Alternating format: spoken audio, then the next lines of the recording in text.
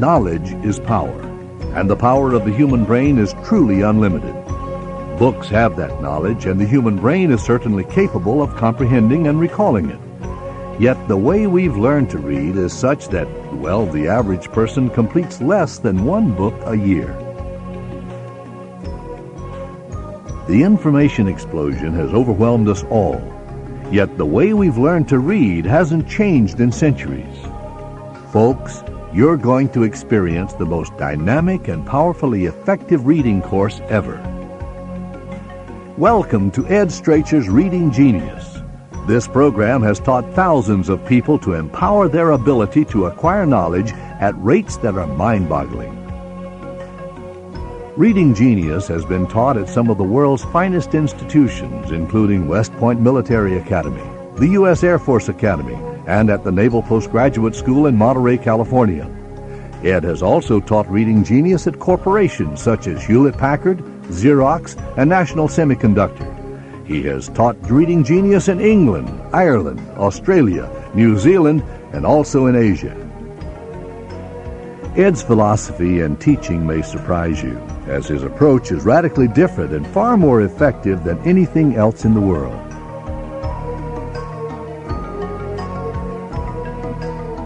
Currently, he is the highest-paid reading professional in the world and has personally trained some of the world's fastest readers at over 100 pages per minute.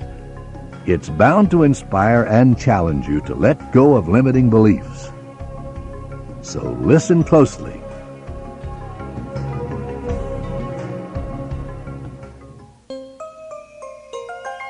I'm Ed Strachur, and welcome to Reading Genius. In this program, you're going to learn a phenomenal amount about just how powerful and how capable you really are, about how to train yourself to do anything, breaking beliefs and realizing and doing things that you may not think now you are capable of. You're going to understand a whole new way to look at reading and to look at books. Well, let me tell you something about myself first off. Reading was never really exciting for me when I was a kid. At school, they forced me to read books that, quite frankly, I had little interest in. And just like when someone forces you to eat something that you don't like, even though it may be good for you, it doesn't exactly leave a good taste in your mouth. Well, that's what happened to me in reading. But you know, as I grew older, I'd walk into bookstores and I'd get incredibly curious at all these titles. I'd look at books in sport and health, biographies of people I really admired, and I wanted to learn more about what these people did, about how I could improve myself, and at times, sometimes I'd want to grab just a story to sink myself into. What would happen is I'd buy lots of these books, I'd go home, I'd start to read them, and my eyes would get really tired.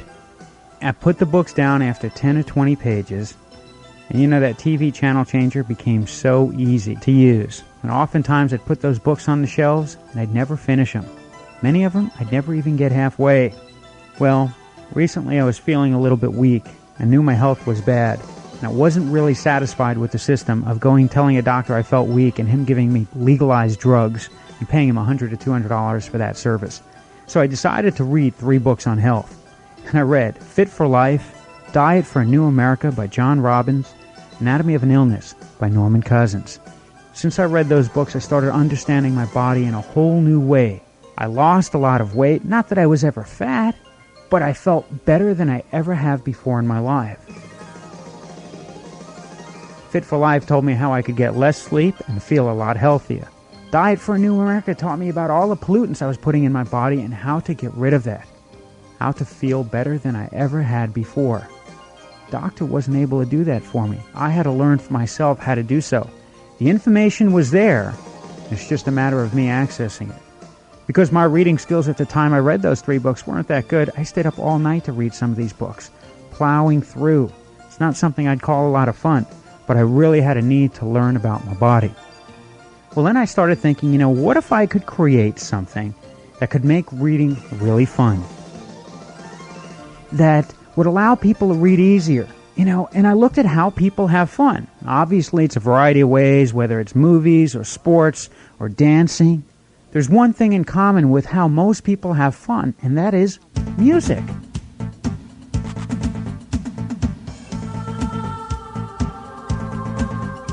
And I said, well, how could we use music in reading? Well, first off, in this course, I've hired some of the top instrumental musicians in the world to produce both custom music and some of their current on-the-shelf music to use while reading, because music gets people excited.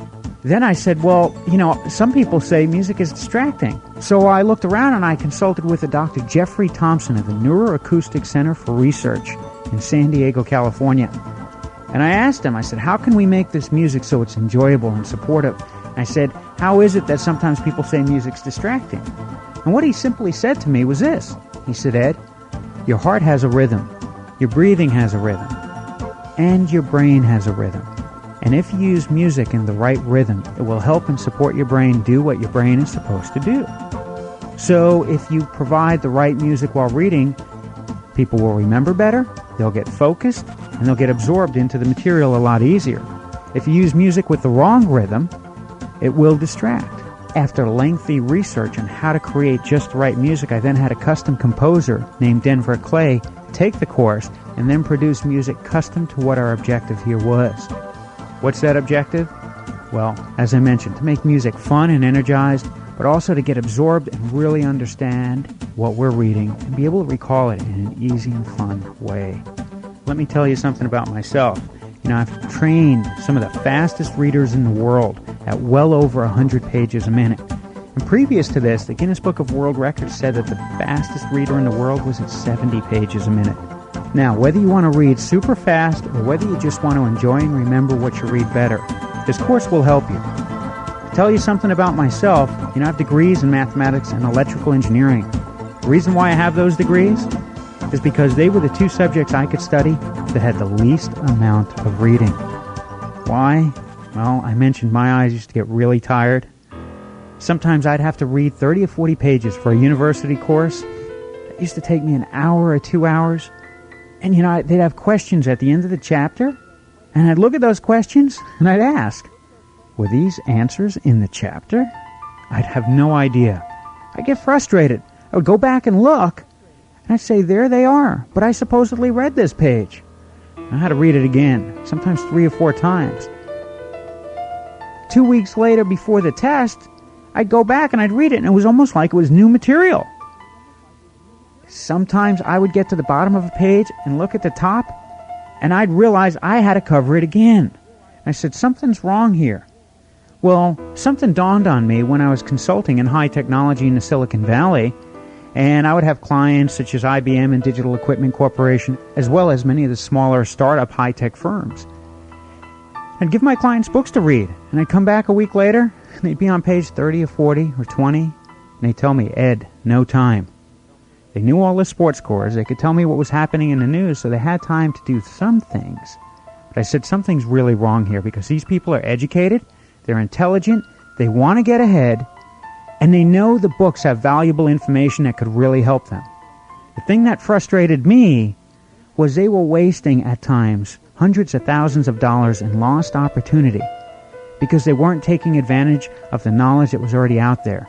And at times they were spinning their wheels and wasting their own time and money. This is a place, the Silicon Valley, which in high technology, there rarely is a second place. You either have the best product, fastest and cheapest, out first, or, oftentimes your company doesn't make it. And so I could see these people working incredibly hard, incredibly brilliant, but they weren't reading the books. And I said, okay, something's wrong. So then I said, okay, let's look at how we were taught to read. I want you to think about it for a moment. 5 or 6 years old, we were taught vocabulary and pronunciation in school. And then we were told reading was repetitive pronunciation to ourselves. In other words, you take the word, you learn it, pronounce it, learn how to spell it, learn how to say it, of course, learn what it means. And then we were asked to read aloud and stand up in front of the teacher and the class and read to everybody. And of course, at that point in our aspiring careers, we're all totally comfortable with public speaking, right? Wrong. The number one fear, ahead of death, ahead of getting hit by a car, ahead of burning, ahead of dying with cancer, the number one fear amongst people all around the world is public speaking. And you know what? We learned that fear in reading class. I mean, think about it. Most little kids are not afraid to do things, they're not afraid to take on new challenges, they're incredibly adventurous. But you're in front of that class, you got teeth coming in, teeth going out, you naturally are going to mispronounce a word. What did everyone do when you mispronounced that word? Well, if you're in the same class I was, they all laughed at you, to the point where you said, man, I do not want to have to do that again. In fact, oftentimes that's how we learned prayer in school, because the next time the teacher came around and said, okay, who wants to read? Everyone put their head down, started praying to God that she wouldn't call on them. Well, perhaps there's a better way. But if you think about it for a moment, what happened was you learned to read and then have stress. The next day, the stress came back. Reading, stress, reading, stress, reading, stress. And what became conditioned with reading? So in this course, we're going to do something different. We're going to have fun, and then we're going to read. Have fun, and then read. Have fun, and then read. What do you think becomes conditioned with reading? We're going to use music to draw out the emotion to even make it more enjoyable. I mean, I want you to think about the most powerful memories you have in your life. And I'm going to bet they were the most powerful memories for you because they were emotional times. When we use our emotions, we naturally remember better. You don't have to take a memory course. You just got to get emotional about what we're doing. Now imagine if you could get emotional with books, just like you do with a movie. I mean, if you think about it, you probably can remember parts of your favorite movies without ever having to take notes, because your emotions were drawn and because it was visual. And even now, you can probably still see those scenes in your imagination. Well, what we're going to do here is we're going to learn how to get our imagination into a book. Because our imagination, combined with our emotion, is in fact our memory. And when we learn how to use our emotions and imagination, which are natural and very simple, we develop a far more powerful memory. You develop a far more powerful memory when you do this course. Now, going back to how we learn to read. You're 5 or 6 years old. Not only do you learn to get stressed while reading, but it gets reinforced. In 2nd grade, in 3rd grade, and 4th grade, it becomes a pattern and a habit. Well, I'm sure you'd probably agree that most 5 or 6-year-old kids are incredibly bright, incredibly perceptive. But their ability to articulate is relatively limited. And it's simply because the verbal part of their brain and their vocabulary is relatively limited at that age. Doesn't mean there's anything wrong with them. Well, the reality is, it doesn't mean their brain doesn't have any more capability. It just means they can't articulate.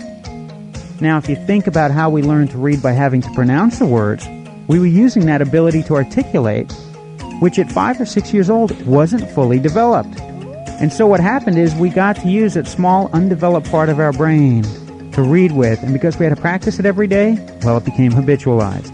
We developed and got conditioned into a certain pattern of behavior that conditioned us to use a small part of our brain when we read. Very sad, I know. This is in fact what happened to us. It in fact happens to kids today. But you know, the reality is, that's the way they've taught reading for the last few hundred years. And in my view, it doesn't look like they're going to change very much in the next few hundred either. So if you want to learn a new way, school is not the answer. And I don't think that's because of any intentional bad effort by administrators, teachers, or schools. They're probably doing the best with what they knew worked for them at one time. And as bureaucracies go, once they develop momentum in a certain pattern, it's very difficult for them to change. It's very easy for individuals to change, but to change large bureaucracies can become maddening. And of course, their way does work for some level to bring people up to a very minimal level. Well, people say, well, how can you say that? Well, you know, I've taught at some of the ultimate institutions of the world. U.S. Military Academy at West Point. Incredible people, incredible students. I've taught at some of the best corporations in the world, Hewlett-Packard, National Semiconductor, and Xerox.